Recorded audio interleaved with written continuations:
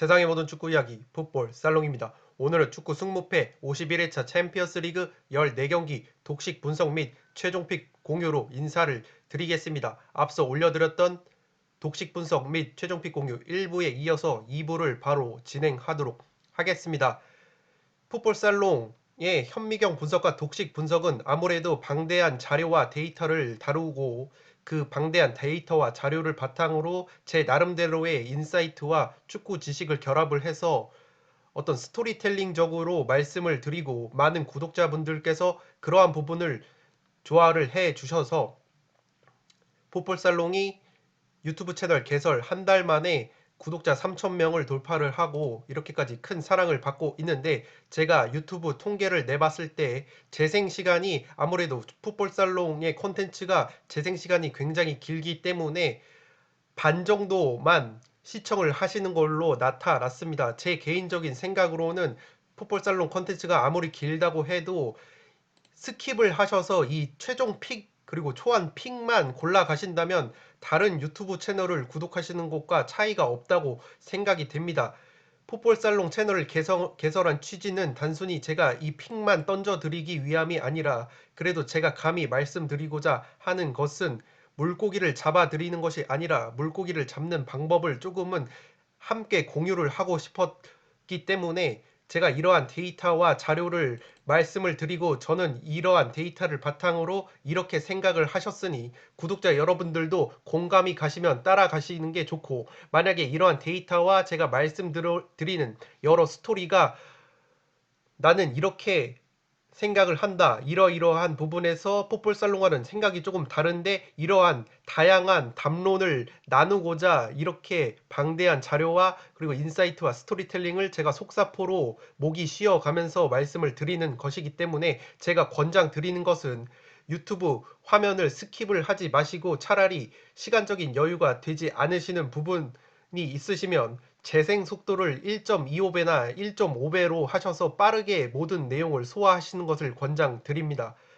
아무래도 해당 픽만 따라가실 경우에는 다른 유튜브 채널과의 차별성이 없기 때문에 이렇게 양질의 콘텐츠와, 지금 챔피언스 리그 같은 경우에는 아무래도 프리미어 리그나 프리웨라리가, 분데스리가 등 주요 5대 리그 같은 경우에는 부상자 소식을 취합을 하기가 조금은 수월한 면이 있는데, 이 챔피언스 리그 같은 경우에는 유럽 5대 리그 밖의 리그들도 많이 포진을 하고 그렇기 때문에 이렇게 주황색으로 표시해둔 이 부상자 및 결장자 자료만 쏙쏙 골라 가셔도 픽을 구성하시는데 굉장히 도움이 되기 때문에 제가 권장 드리는 것은 스킵을 하지 마시고 재생 속도를 1.25배로 하셔서 최대한 많은 내용과 제가 말씀드리는 인사이트와 여러 스토리를 조금은 다 가져가시는 것이 그래도 최종 픽을 구성하시는 데 있어서 크나큰 도움이 될 것이라고 생각이 됩니다.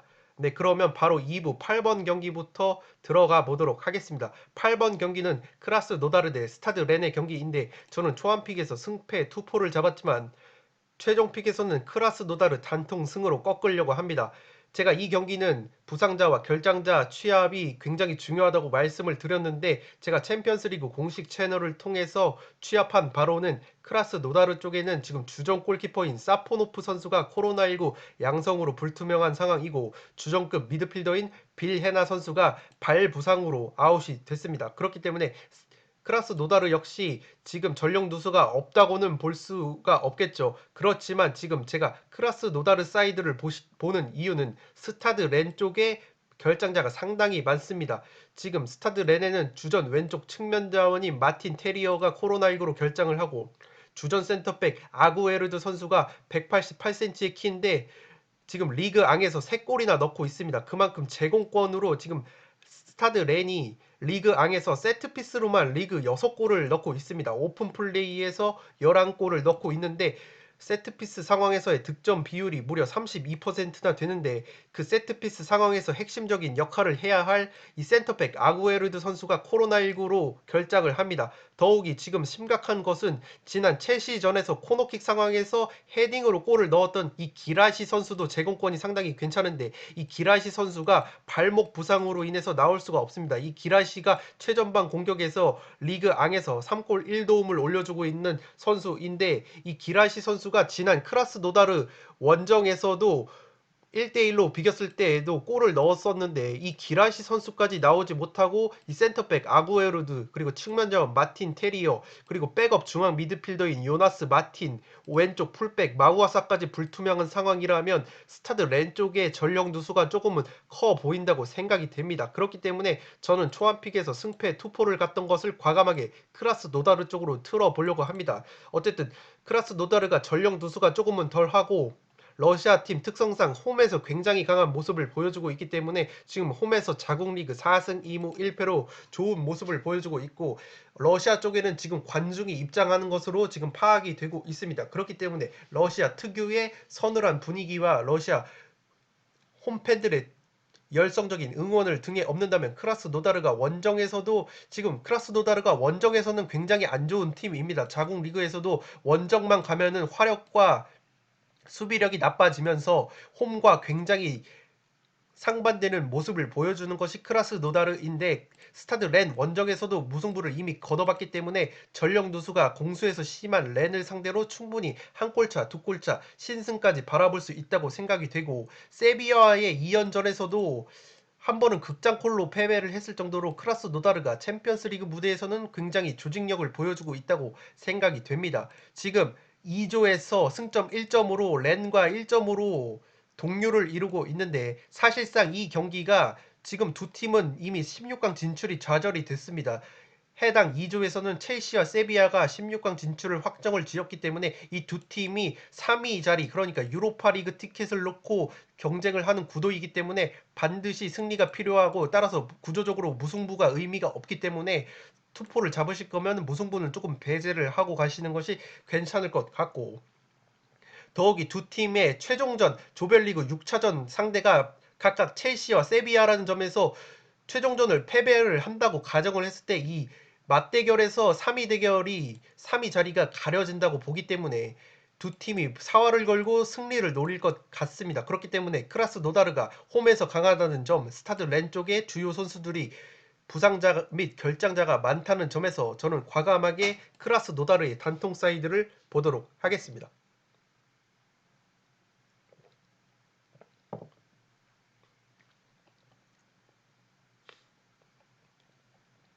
네, 9번 경기는 바샥 셰이르 대 라이프치히의 경기입니다. 이 경기는 초안픽과 마찬가지로 바샥의 단통 패, 라이프치히의 단통 승리를 보도록 하겠습니다.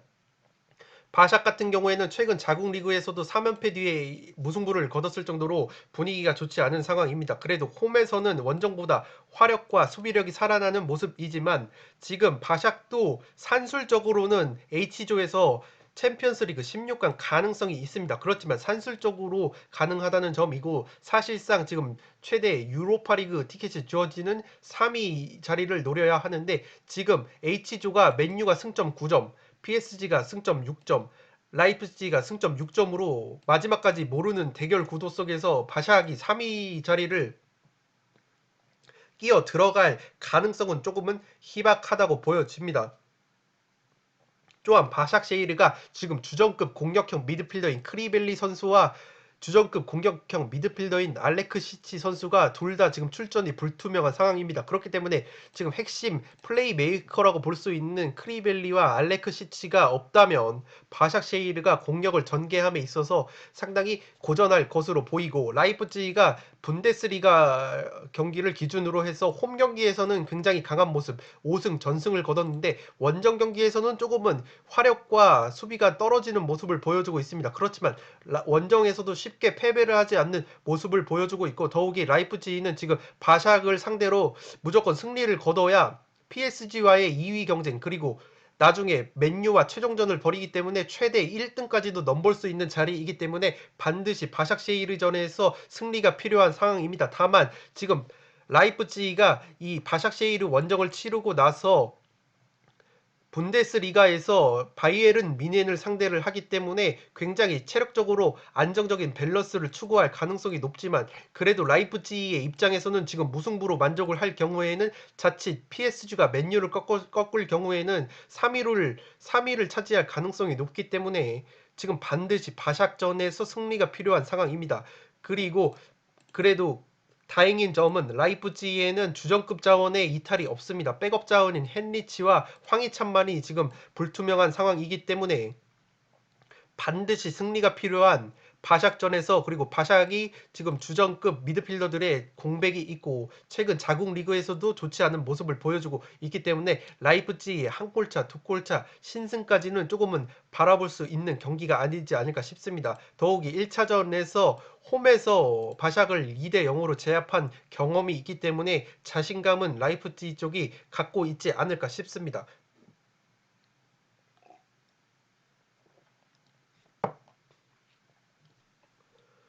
네, 10번 경기는 세비야드 첼시인데, 저는 초반픽에서 무승부 베이스에 무패 투포를 잡는다고 말씀을 드렸고 그대로 가보도록 하겠습니다. 어쨌든 세비야와 첼시가 지금 16강 진출을 확정을 했습니다. 두 팀이 지금 1등 경쟁을 벌여야 하는데 1등으로 올라가는 것이 상대적으로 수월하기 때문에 1등에 대한 어떤 두 팀에 대한 욕구가 있을 텐데, 두 팀 모두 지금 리그와 챔피언스 리그에서 굉장히 좋은 분위기를 자랑을 하고 있습니다. 세비야 같은 경우에는 모든 대회 5연승을 달리고 있고, 첼시 같은 경우에는 직전 토트넘과의 무승부를 제외하면 4연승을 달렸을 정도로 굉장히 분위기가 좋았습니다. 그렇기 때문에 두 팀이 맞붙었을 때는 1차전에서 0대0 무승부가 나왔는데, 당시에 첼시의 홈에서 펼쳐졌는데 슈팅 6개와 5개밖에 때리지 못했을 정도로 굉장히 빡빡하고 밸런스가 유지되는 경기를 펼쳤습니다. 그렇기 때문에 2차전 역시 지금 아무래도 최종전 상대가 세비야는 렌을 만나고 첼시는 크라스 노다르를 만나기 때문에 이 최종전에서 1등을 확정을 짓겠다는 마인드가 강하게 반영이 된다면, 지금 세비야와 첼시가 가뜩이나 지금 리그와 챔피언스 리그를 병행을 하고 있기 때문에 체력적으로 선수들이 많이 지쳐 있는 상황입니다. 더욱이 첼시는 지금 스페인 원정을 떠나기 때문에 상당히 로테이션을 많이 가동할 것이라고 보이고, 세비야 같은 경우에는 지금 골키퍼 야신 보누와 왼쪽 풀백 아쿠냐 선수가 불투명하고 암소가 아닌 수소 선수까지 지금 아웃이 된 상황이기 때문에 조금은 전력 누수가 있는 것이 세비야입니다. 그러한 상황에서 세비야 역시 지금 리그 이 첼시전 이후에 레알 마드리드를 홈으로 불러들입니다. 그렇기 때문에 이 레알 마드리드전이 상당히 중요하기 때문에 첼시전에 올인을 할 가능성은 조금 희박해 보입니다. 그렇기 때문에 두 팀 모두 이미 16강 진출을 확정한 상황에서 로테이션이 불가피한 상황이다. 더욱이 1차전 맞대결에서도 밸런스가 유지되는 팽팽한 구도를 보여줬고, 그렇지만 저희가 투폴로 첼시 사이드를 잡는 이유는 만약에 세비야와 첼시가 나란히 로테이션을 가동하고 힘을 빼고 밸런스 위주의 게임을 한다면, 그래도 백업 자원의 퀄리티가 첼시는 올리비에 지루와 허드슨 오도이 그리고 조르지뉴부터 그러한 경험이 풍부하고 한방이 있는 백업 자원을 보유한 첼시 쪽이 그래도 백업 퀄리티가 조금은 낮다고 보기 때문에 첼시 사이드까지 받쳐준다면 충분히 안정적인 픽이 되지 않을까 싶습니다. 더욱이 첼시 같은 경우에는 이 세비야전을 끝나면은 돌풍의 팀, 승격팀 돌풍의 팀 리즈 유나이티드와 맞붙기 때문에 양 팀 모두 이 챔피언스리그 맞대결보다는 지금 다가오는 리그 경기가 상당히 중요한 상대들과의 일전이기 때문에 더욱이 최종전은 한 수 아래와 아래인 팀들을 상대하기 때문에 해당 경기에서는 승점 1점 정도로 만족을 해도 두 팀 모두 불만이 없는 상황이고, 최종전에서 1위를 노려볼 가능성이 높다고 보여지기 때문에 기본적으로 무승부 베이스에 그래도 백업 자원의 퀄리티가 괜찮은 첼시 사이드까지 받쳐준다면 10번 픽은 조금은 안정적이지 않을까 싶습니다.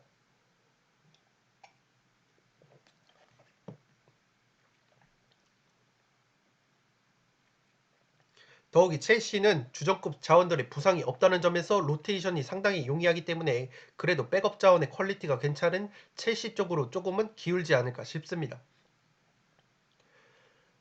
네, 11번 경기는 도르트문트 대 라치오의 경기인데, 1차전에서 라치오가 의외로 3대1 대승을 거뒀었는데 저는 도르트문트의 사이드를 보려고 합니다. 도르트문트의 홀란드 선수가 지금 7경기 연속골을 기록을 했었죠. 12골이나 몰아 넣었는데 직전 쾰른과의 홈 경기에서는 득점포 가동을 조금은 멈췄습니다. 그래도 홀란드 선수가 워낙에 좋은 경기력을 보여주고 있고, 라치오 원정에서 3대1로 1대3으로 패배를 했을 때 도르트문트가 수비진의 공백이 컸습니다. 주전 수비수인 아칸지 선수가 결장을 했었고, 백업 자원인 엠레찬과 그러한 피스책 선수까지도 제 컨디션이 아니었었기 때문에 도르트문트의 수비진에서 전력 누수가 심한 상황에서 라치오를 상대를 했기 때문에 도르트문트가 그래도 홈에서는 지금 올 시즌 분데스리가에서 무승부가 없는 경기를 보여주고 있는데 어쨌든 화끈한 경기를 하기 때문에 더욱이 두 팀이 지금 F조 1등 자리를 놓고 승점 1점 차로 경쟁을 하고 있기 때문에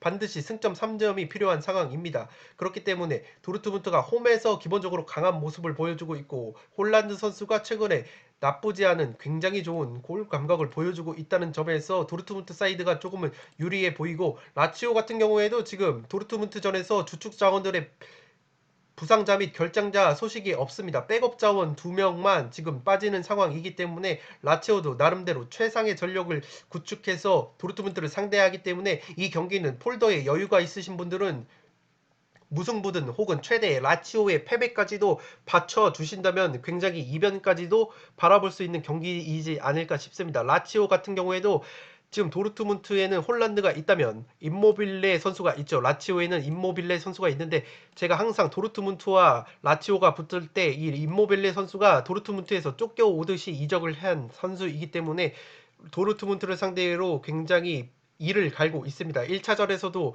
1골 1도움을 기록하면서 맨 오브 더 매치에 선정됐을 정도로 이 친정팀을 상대로 비수를 꽂을 준비를 하고 있는 선수가 이 임모빌레 선수인데 이 임모빌레 선수도 홀란드 선수 못지않게 지금 6경기 연속골을 기록할 정도로 굉장히 좋은 모습.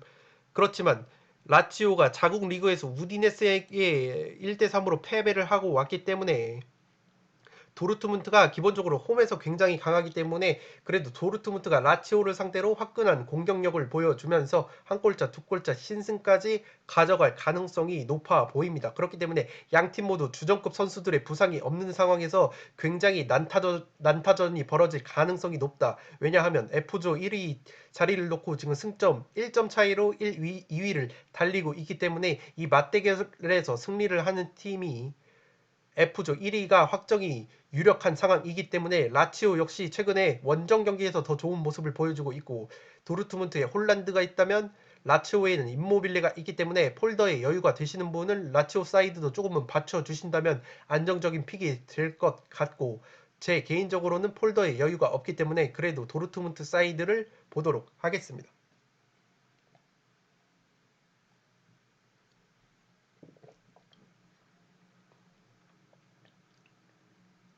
네, 12번 경기는 브리에 대 제니트의 경기인데 이 경기는 초반픽에서 제가 단통 승리를 브리의 사이드를 보면서 부상자 파악이 굉장히 중요하다고 강조를 드렸습니다. 제가 챔피언스 리그 공식 채널과 여러 루트를 통해서 부상자 및 결장자를 파악을 했는데 브리에 같은 경우에는 지금 주전 센터백인 키가 굉장히 큰 192cm의 장신 수비수인 이 시몬 델리 선수가 불투명한 것을 제외하고는 다른 선수들은 모두 출격이 가능한 상황입니다. 반대로 지금 제니트가 상당히 결장자가 많습니다. 주전 센터백인 로브렌 선수가 퇴장 징계로 결장을 하고 백업 왼쪽 풀백인 크루그보이가 불투명한 상황입니다. 주전 왼쪽 풀백인 더글라스 산토스가 2골 5도움으로 굉장히 측면 공격의 핵인데 이 선수가 발 부상으로 인해서 출전이 불투명한 상황이고 주전 오른쪽 풀백 지금 왼쪽 풀백인 더글라스 산토스까지 불투명한 상황에서 오른쪽 측면 수비수인 카라베에프 선수까지 지금 햄스트링으로 아웃이 된 상황이기 때문에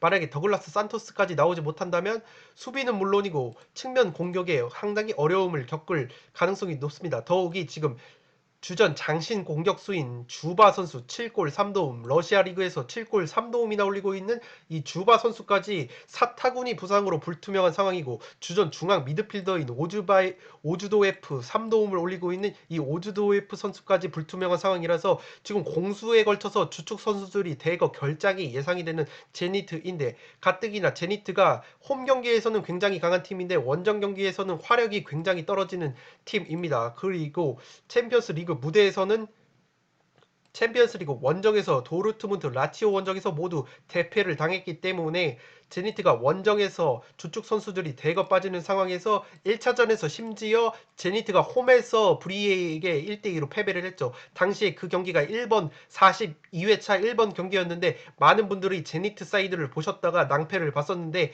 어쨌든 브리에가 원정에서도 제니트를 꺾어왔다는 점 그리고 제니트가 주축 선수들이 대부분 결장이 예상이 되고 제니트가 원정에서 화력이 많이 약해진다는 점을 종합적으로 고려해봤을 때는 브리에 사이드가 조금은 유력해 보이고, 브리에 같은 경우에는 자국 리그에서 홈과 원정에서 굉장히 밸런스 있는 경기력을 보여주기 때문에 지금 브리에가 F조 3위를 달리고 있습니다. 승점 4점이기 때문에 브리에가 제니트를 상대로 지지 않는 경기만 펼치더라도 지금 제니트가 승점 1점으로 최하위이기 때문에 만약에 여기서 비겨버린다면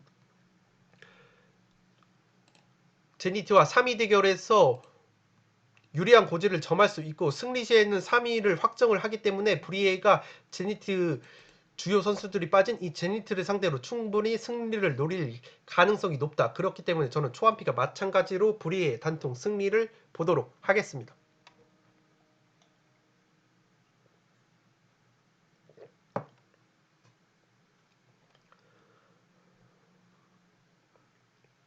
네, 13번 경기는 페렌츠바 대 바르셀로나의 경기인데 초안픽에서 페렌츠바의 단통 패, 바르셀로나의 단통 승리를 봤었고 그대로 가보도록 하겠습니다. 어쨌든 페렌츠바 같은 경우에는 16강 진출이 좌절이 된 상황이고, 바르셀로나 같은 경우에는 일찌감치 4승을 거두면서 16강 진출을 확정을 지었고, 페렌츠바전에서 1위 자리를 확정을 지으려고 할 겁니다. 유벤투스와 지금 승점 3점차밖에 나지 않기 때문에, 그리고 최종전에서 유벤투스를 만나기 때문에 페렌츠바전에서 승리를 거둘 경우에는 1위를 확정을 할 수가 있겠죠. 1위가 유력해지는 상황이기 때문에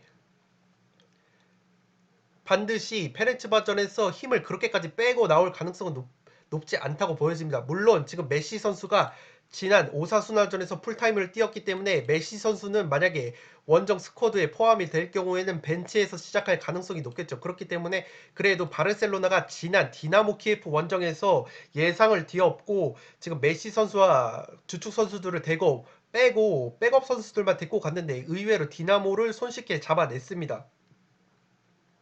그렇기 때문에 바르셀로나의 백업 선수들의 퀄리티도 굉장히 좋은 상황이기 때문에 페렌츠바를 상대로도 백업 자원을 가동한다고 하더라도 충분히 승리를 거둘 역량은 충분하다고 보여집니다. 그리고 바르셀로나 같은 경우에는 다음 리그 라리가 일정이 카디스 승격팀 카디스 원정을 떠나기 때문에 이 카디스가 아무리 승격팀이라고 하더라도 굉장히 까다로운 팀이기 때문에 분명히 메시 선수랄지 주축 선수들에 대한 로테이션을 가동할 것이라고 보이고, 그렇지만 지금 유벤투스와 승점이 3점 차이밖에 나지 않기 때문에 이 페렌츠바를 상대로 승리를 따낼 필요성은 충분합니다. 그렇기 때문에 바르셀로나의 백업 자원들이 지난 디나모 키예프 원정에서도 굉장히 좋은 모습을 보여줬었기 때문에 코만 감독이 이번에도 평소 기회를 잡지 못했던 백업 자원들 위주로 원정 페렌츠바를 상대할 가능성이 높은데, 그럼에도 불구하고 백업 자원의 퀄리티가 페렌츠바 선수들보다는 괜찮다고 제 개인적으로는 생각을 하기 때문에 아무리 주축 선수들이 대거 부상으로 피케, 안스파티, 세르지, 랑글레가 부상으로 빠져 있다곤 하나 그리즈만을 필두로 한 백업 자원, 그리즈만 선수까지도 지금 로테이션이 가능할 것으로 보이지만, 그럼에도 불구하고 최근에 백업 자원들이 디나모를 상대로도 좋은 경기를 펼쳤었기 때문에 바르셀로나가 지금 유벤투스와 1위 대결을 펼치는 입장에서 페렌츠바를 상대로도 승리를 노릴 가능성이 높기 때문에 저는 이 경기는 초안픽과 마찬가지로 페렌츠바의 단통 패를 보도록 하겠습니다.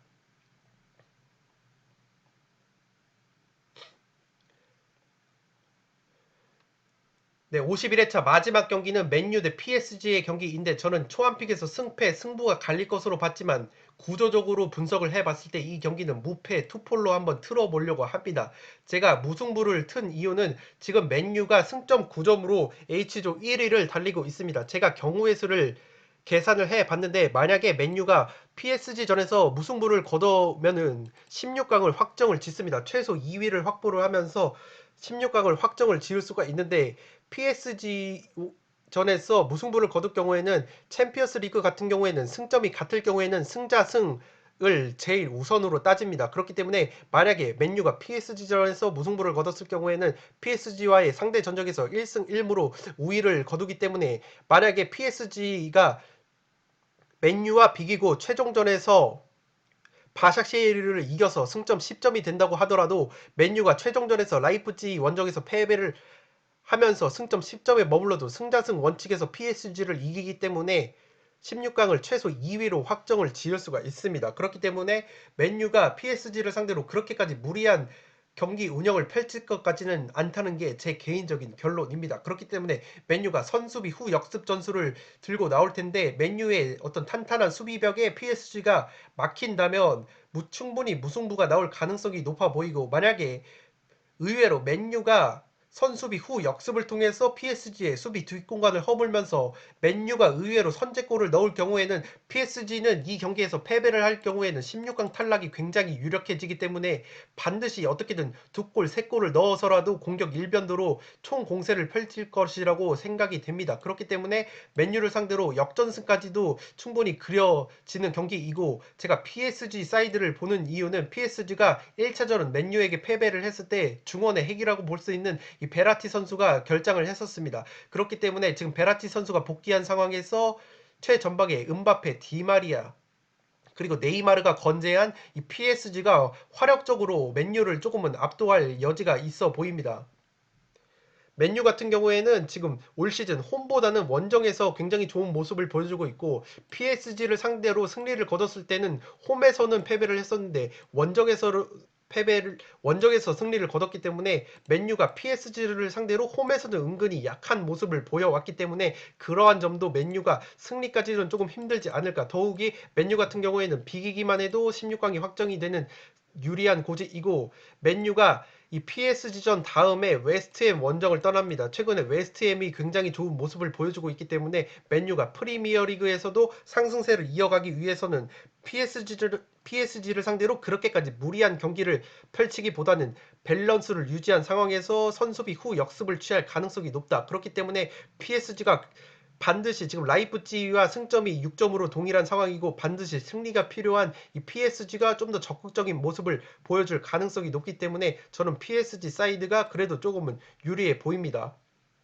라이프치히 같은 경우에는 지금 바샥쉐이르를 상대하는데, 만약에 라이프치히가 바샥쉐이르를 꺾고 맨유전에서 최종전으로 비긴다면 PSG 같은 경우에는 맨유전에서 패배를 할 경우에는 16강 진출이 좌절이 되기 때문에 반드시 맨유를 상대로 승리를 거두려고 하고, PSG가 의외로 맨유 원정에서는 좋은 모습을 보여왔기 때문에 맨유 쪽에는 그래도 지금 핵심 왼쪽 풀백이라고 볼 수 있는 루크쇼가 햄스트링 아웃이 됐고, 주전의 핵심 미드필더라고 볼 수 있는 포그바, 맥토미니 선수가 불투명한 상황입니다. 그렇기 때문에 1차전보다 지금 PSG 쪽이 부상자 복귀가 많고 맨유가 오히려 결장자가 많은 상황입니다. 더욱이 제가 조금은 우려를 하는 부분은, 지난 1차전에서 맨유가 승리를 거뒀을 때 이 해리 맥과이어 선수가 결장을 했었습니다.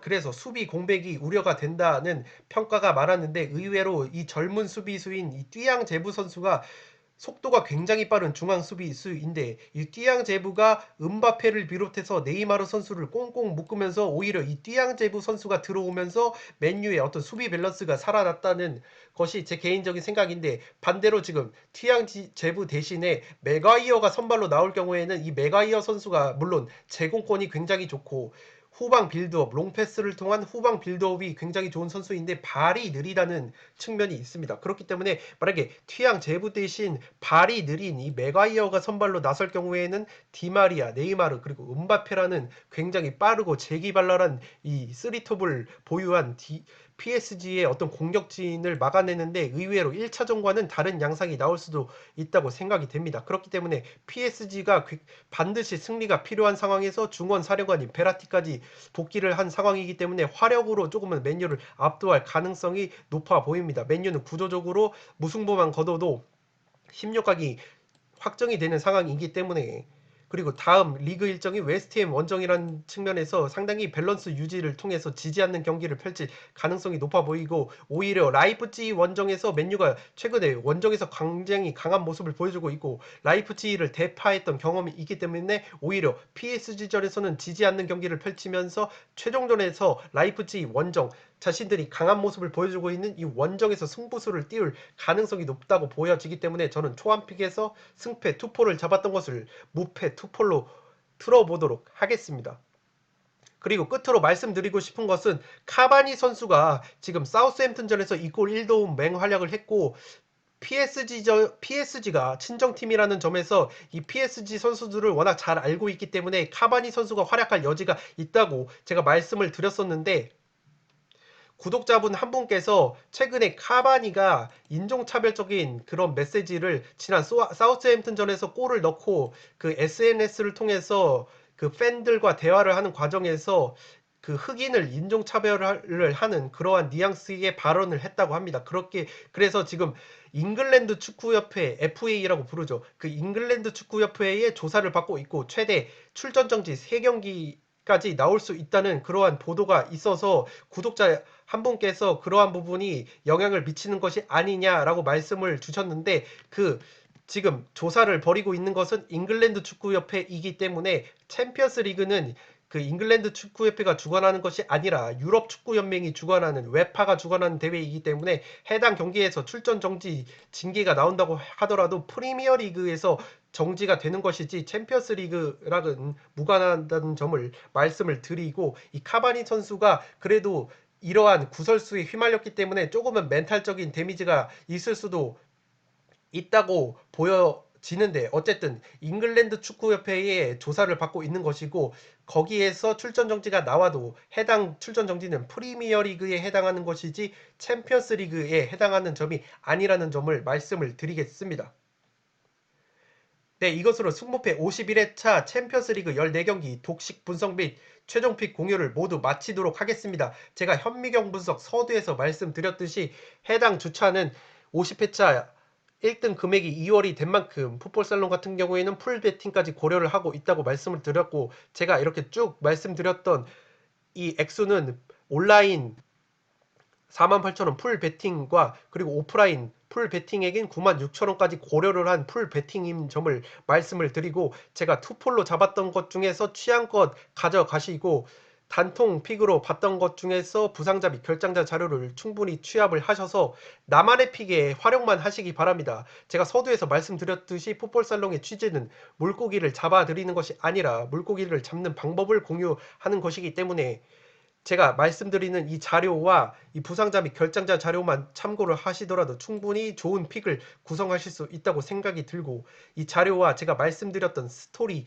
인사이트를 접목을 하셔서 나만의 픽에 활용만 하시기 바랍니다. 네, 끝으로 영상이 도움이 되셨다면 좋아요와 구독 버튼을 눌러주시면 풋볼살롱 채널에 크나큰 도움이 됩니다. 구독 버튼 옆에 종 모양의 알림 설정을 해주시면 그 누구보다 빠르게 양질의 승무패 컨텐츠를 만나보실 수 있습니다.